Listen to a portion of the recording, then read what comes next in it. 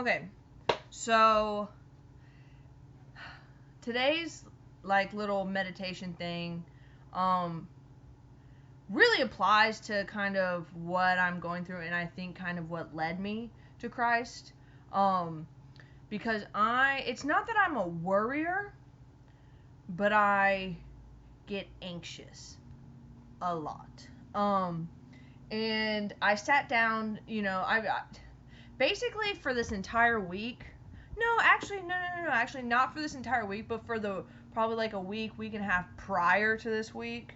Um, I've been driving myself up the walls.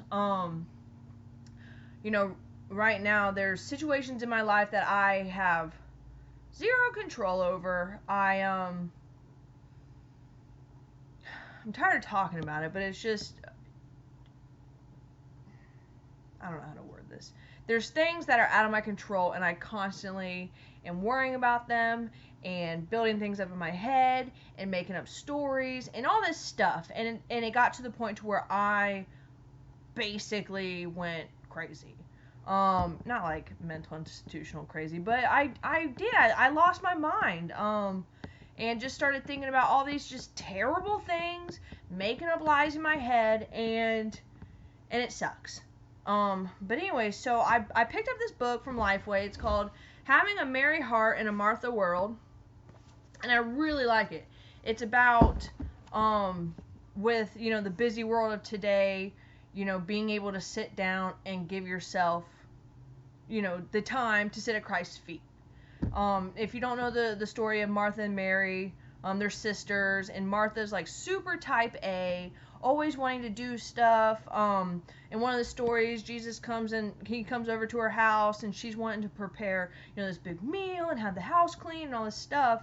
And she gets mad at her sister Mary because Mary just wants to just sit there and listen to Jesus and sit at his feet, and it bothers her. And one of the ways that I definitely relate to Martha is I'm very type A. I like to be, I like to get things done. I like to be organized. I like to be X, Y, and Z. And I think a lot of times I don't really even before I came to Christianity, I never really sat down and gave myself me time. Because while I don't do a lot of stuff, I don't hang out with a lot of people, I don't go out, even when I'm at home alone or whatever, I'm never just kind of mentally relaxing. And these days, 4 days, like, if we're being, I feel like I've been at this for a while, but it's just 4 days. But, actually 5. But, I just don't feel like I give myself the time to relax. But over the past week, when I say I've been praying,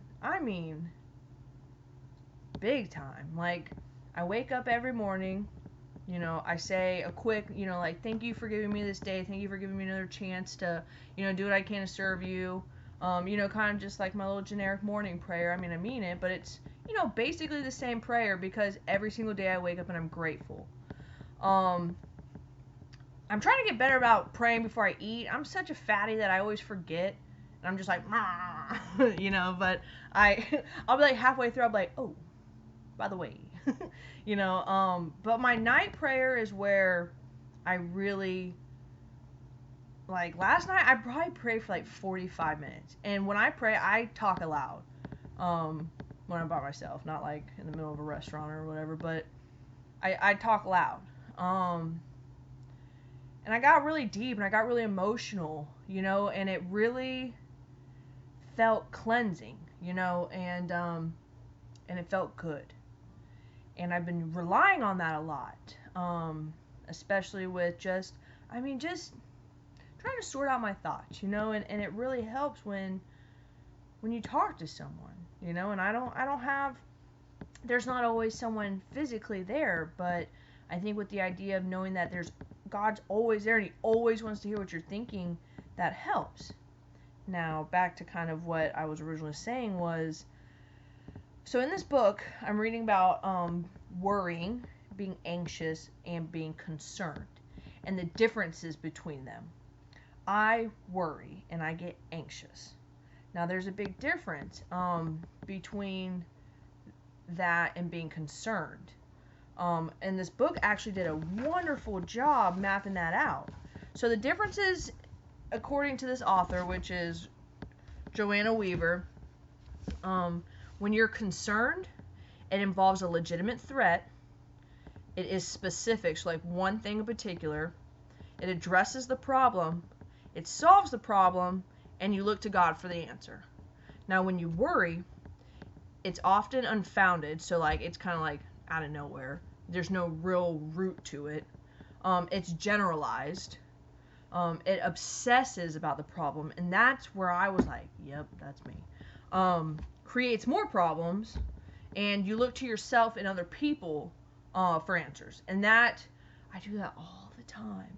And seeing the thing with why I think it's good to have a really strong Christian support system is because when I turn to people, I think if I would have had the right people in my life 2.5 weeks ago when I was dealing with a lot of stuff, it would have gone a whole different way. But I didn't.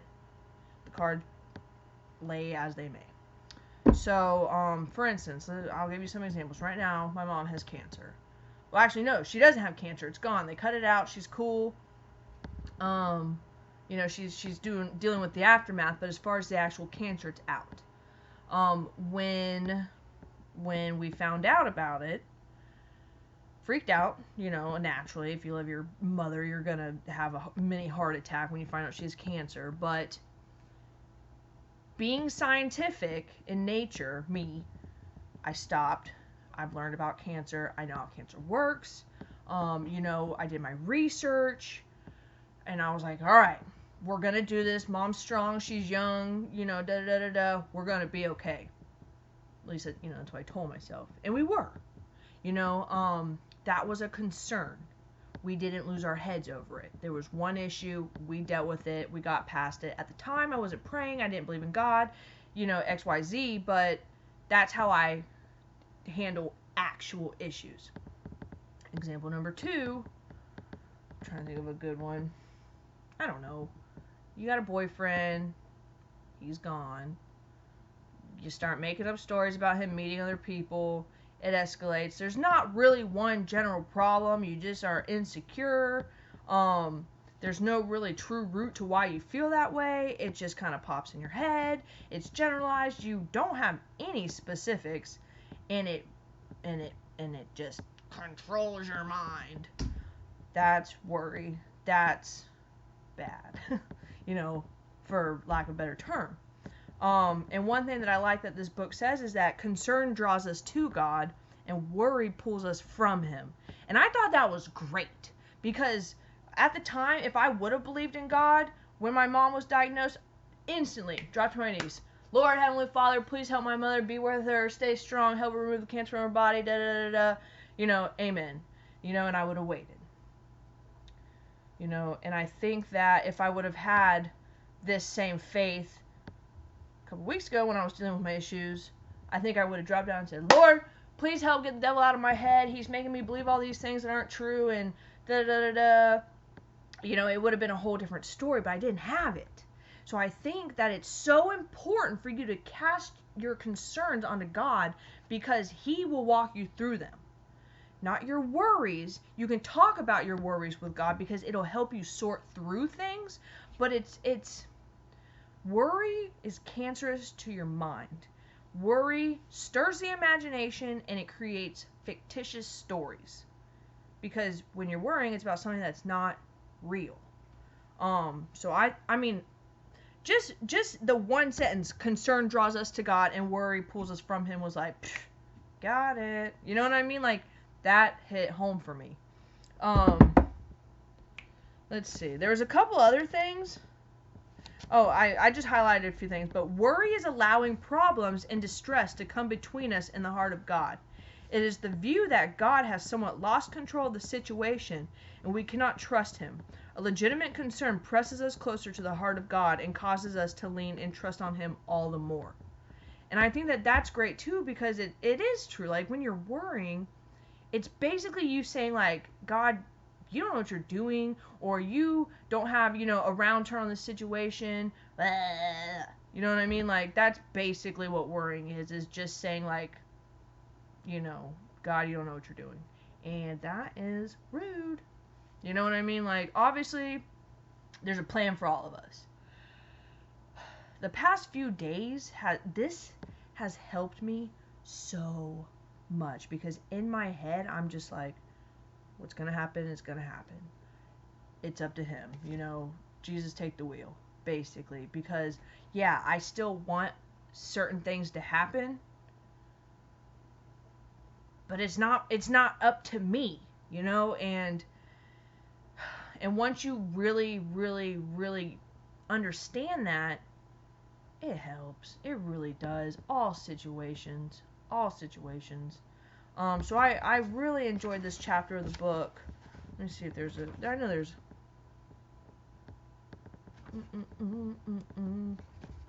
One thing too with worrying is, if you are worrying, get some facts. Do whatever you have to do to get the facts, because once you have the facts, you can't worry anymore. You can sulk about it or be happy, but you don't worry. You know what I mean? So instead of just sitting there, you know, oh, woe is me, figure out what's going on. That's a big thing too. Oh, and this was probably the last thing I'm going to talk about. So, gasping for spiritual breath, worry-bound, thorny ground Christians may survive, but they will never truly thrive. So, I guess what that means to me is that, okay, so there's a situation. You're praying to God, and you're like, God, you know, X, Y, and Z is happening. Help me out. Whatever you want. You know, whatever's going on.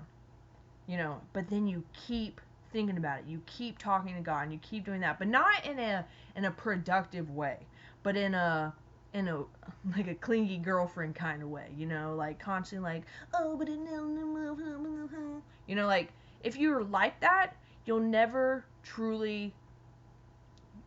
You can't live your life like that. That's basically what it comes down to. You can't live your life like that. You have to ask Jesus to help you. Mean it.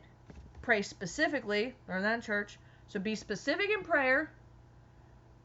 You know, mean it. And just let it happen. And that is 100% what I'm doing. I mean, granted, I'm not going to lie. It's still on my mind. Stuff. But whatever's gonna happen is gonna happen. You know what I mean? Like you can't worry about it. You can't control it. So I think that is a great way to look at things. You know, stop being perpetually uneasy about your life. That's Matthew 6:25. Well, fancy. It goes, therefore I tell you, stop being perpetually uneasy about your life. Matthew chapter 6, verse 25. And that's money too. Just being uneasy just kind of, I don't know. Guys, I don't know how else to say it. Worrying about things that you can't help is the serenity prayer. You know, yeah. I mean, this has been in my heart for a few days now, and it took me, I mean, this is page 34 of this book, and there's no accident that I read it today. Because just a lot's going on with me. And yeah. Yeah, there's a lot going on with me. So anyways, let's see. Anything else? That's really it. So if there's something that's, you know, heavy on your heart, you know, you don't know where to turn, definitely pray about it. Pray hard, pray specifically. And then just let it go. You know, God may not give you the answer that you want in the way that you want it, but if you wait and you quit looking for an answer, it'll come. You know, that's kind of where I'm at today. An answer, you know, they come in ways that you may not expect. It may not be a physical, like, sign, you know, but it may just be a feeling. It may just be something, just a boulder just lifting off your shoulders. It may be something along those lines. So, quit worrying. Stick with God. He's got your back. And yeah.